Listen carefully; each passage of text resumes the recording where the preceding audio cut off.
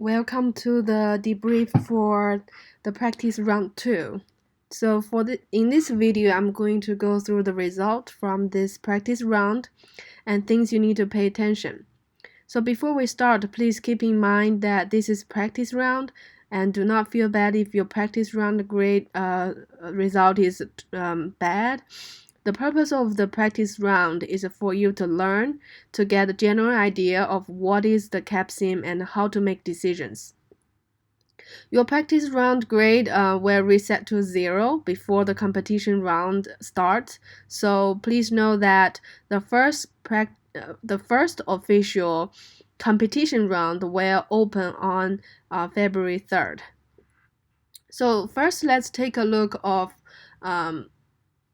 the financial statistic here. So you can see the general information here for each team. First, I want to point out is ROA, ROS, ROA, and ROE. So ROS is the return on sales, ROA return on asset, ROE return on equity. So those are the indicators of how profitable a company is related to its total sales, asset, and equity. Okay, so a lower or even negative of the three ratios suggest that the company did not use its asset effectively to generate income. So generally speaking, the lower rate that means you did not really fully utilize your capital. Okay, so those teams, Andrew, Chester, and Hopper need to pay attention since your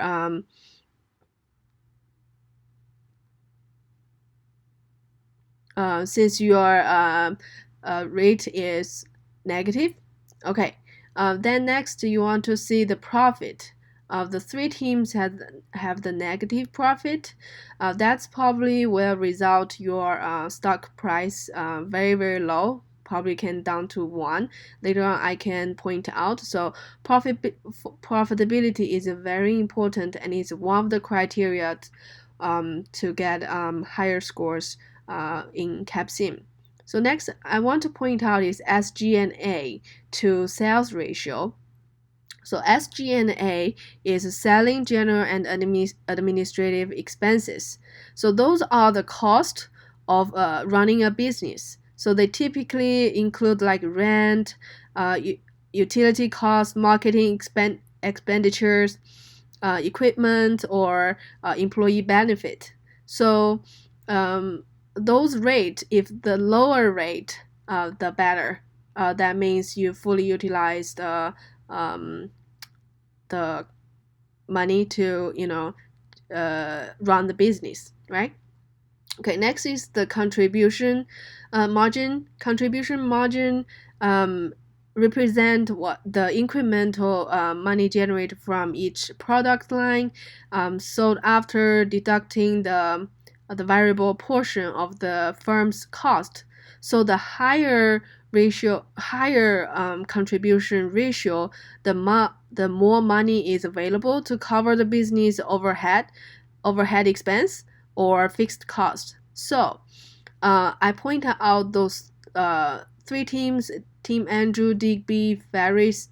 If your contribution margin is below than 30%, then problem can be traced to like some combination of marketing, production, and pricing. So marketing, if customer like your product or hate your product. So production is your labor charge, the material cost probably too high, and also the pricing probably you cut the price too much. So those are the things you need to look into if your contribution margin is lower than 30%. And then next is the emergency loan. Emergency loan is computer generated. If your firm don't have enough cash to cover to run the business, then it's computer generate. So in this situation, emergency loan can happen during the competition round. So, but why do team get into emergency loan? There are a couple of categories that you may fall into if you get into emergency loan. First is probably the inventory that you expect to sell wound up in the warehouse. So probably about 70% of the emergency loans fall into this category. Or you forgot to fund a major plant improvement, then about 25% of emergency loan fall into this category, right? It also can be your profit was so negative that you exceed your cash reserves. So probably about 5% of the emergency loans fall into this category. Then you may ask how to get out of the emergency loan. Then you need to do like check the inventory status of each product. If it's excessive inventory, try to determine why. Or were sales forecasts simply too high, or was it a matter of having a poor product? So make sure you check the cash flows and invest form to check the investing activity and plant improvement. So everything, the projection is very important. Okay, now let's take a look of the market share here. We can see that Team Garrett have the highest market share and Team Andrew is falling behind here. And here I point out four teams that is actually making profit is Baldwin, Digby, Ari, Ferris. Garrett's a little bit, right? So making profit is important. And then for the teams who did not make profit in the last round, please discuss with your teammates and find out why, what are the things you can improve. Okay, so for the stock and bond, so stock price in the real world are influenced by many other factors like book value. Let's see. Book value reflect the current investment capital, EPS, that indicate that your future earnings potential, and dividends. Dividends reflects is the money that you pay for your stockholders, right? I see some later on. I can point out some of the team actually paying dividend. Let's see here. Team Chester is paying dividend. I wouldn't recommend to do that if you are not really in a profit. It will drag down your team's revenue, and if you really want to pay dividend, yeah, you can, but probably wait until you are very profitable. Then it will keep your stakeholder happy and keep your stock price higher. So let's see some of the teams. Stock price is one, like I mentioned before. If you have negative profitability or net revenue is below zero, then your stock price is 1. That means what, your company is almost will be like bankrupt, right? So be careful. If you run into emergency loan, that can happen too. So those are the things you need to pay attention. Next we come to the financial summary. You can see the net income. It actually reflects to your stock price before, right? So your net income, the 3 teams, if you have negative net income, then your stock price get influenced. You're pretty much like a bankrupt, right? And then depreciation.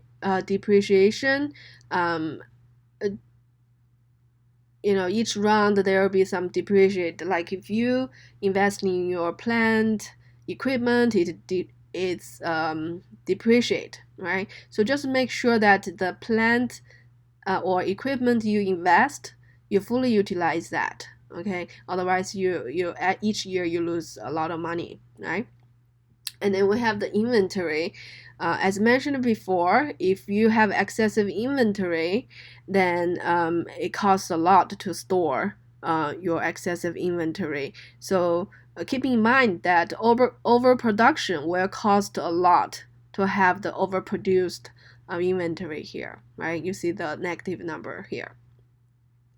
And then the net plant improvement, and you can see some of the team already putting money to improve the plant, and then probably some are adding new product or improve the automation and other equipment to have better product. So that's where it shows in the cash flow statement. As mentioned before, some of the team pays dividend. Okay, it doesn't mean that you cannot do that, but you can see it's dragging a team Chester here. But if you are profitable, then you can definitely pay dividend later on. Next, we can see the sales from this chart, the income statement for each team. You can see Team Garrett has the most sales, right, among other teams. Another team, and it's reflect your market share. Okay, so we come to the product analysis. So production and the capacity, we can see that Team Chester, again, you invested the capacity, but your production is here. That means what you did not fully utilize what you have invested. Then eventually it goes to it will depreciate. Then your team lose big chunk on that, right? And some of the team, you can see the production is more than the capacity. Then that's probably means some of the team adding the second shift to produce more. Okay, so let's come to the plant information. So I would say this part, from this chart, we can see all the teams' production within all the teams' production, and this is a really good place to see what are the teams' product, what are the teams, for example, age, MTBF, performance size for each product, or how much inventory they left, how much, it's pretty much the summary of all the other teams. So I would come here to find the information for other teams, if I want to. First, some students ask the revision date, so make sure that your revision date is within the year. As long as it's within the year, you can make the product sell. However, if your revision date is not within the year, for example, it's become 2024, then you cannot make decisions for the next round for the product. So make sure the revision date is within the year that you want to produce.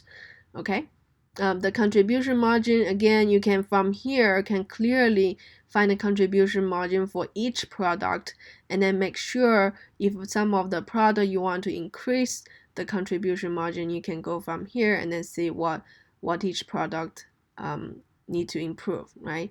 And then automation, let's see. So automation, the lowest possible automation rating is 1.0. The highest possible rating is 10. So the automation level increase, the number of labor hours requires to produce each unit falls. So automation, when you increase the automation, make sure that automation is very expensive. At $4 per point of automation, raising the automation from 1 to 10 costs 36 per unit of capacity. So make sure you check the user's guide. It teach you how much the cost to increase the automation. Okay, and the plant utilization, you can see some of the team really fully utilized their plant utilization here, but some of the team really still like 0 or lower than 100%. Then you need to check that, make sure you fully utilize the plant.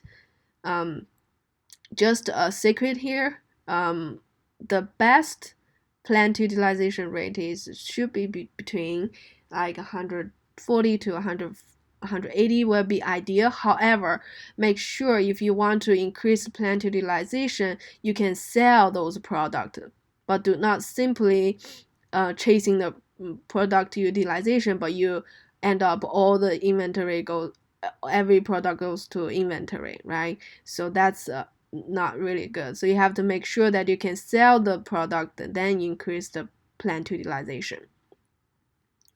Okay, so now we come to the traditional segment. So this place, I would say, is a very important place for teams to take a look at when you make decisions for each product. And you can see the total market size is this number, and then when you calculate when you do the projection, right, for next year 2024, the growth rate is 9.2%. What you will need to do is use this number times 1.92 is the next year's market size. Then you use the number times, for example, the market rate for each product. Then you came up with the numbers that you want to sell for next round. So make sure you utilize this growth rate and see if you can come up with the numbers for each segment of the product. So this for the traditional customer buying criteria, I would say this is very important, the buying criteria. You can see, like, for example, for the traditional segment customers, the age is very important. It's 47%. It's 2 years, right? Price, positioning, and service of life. Each segment of customers have different a different requirement or different expectations for the product, right? So make sure you check that to hit the ideal spot on the perceptual map. Then you can sell better. You can see some of the teams are a little bit off. Then that's probably why you cannot sell at the best place. So Team Garrett has the most sell, and it's probably somewhere here, right? It's in the ideal spot. It's the heat, for example, age within 2 years, performance size. So check into those details, right? Once again, we can see for each market segment, you can also see the promotion, customer awareness, and customer accessibility. Then you need to see the sales budget. Those are the things. Make sure discuss with your teams and then came up with the number that you want to reach. Okay. All right. So same thing, low end for each market. Low end customer price is 53% importance, right? Let's see. Actual.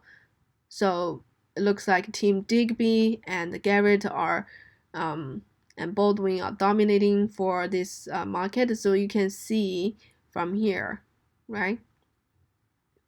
And also the customer accessibility, you can see Team Chester, Garrett get the most customers accessibility. Then what have they done? Check it out in a form here.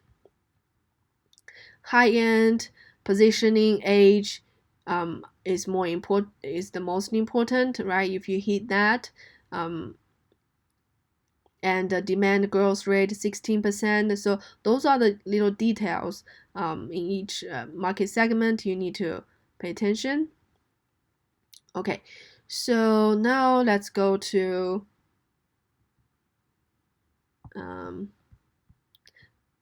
a perceptual map.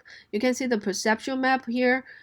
If you can see if your team hit the ideal spot, right, the dark blue place is the ideal spot. Some of the team are too off, right? Look, here, some of them are here, some of them here. So make sure you hit the ideal spot to make the most sale. Okay, lastly is the human resource. Please know that human resource will add in round 2, and the TQM will add in round 4. So make sure to pay attention to that. Turnover rate of, you want to make sure you have low turnover rate, and looks like Team Digby have pretty high turnover rate. Then you probably will have to come here to check your decisions.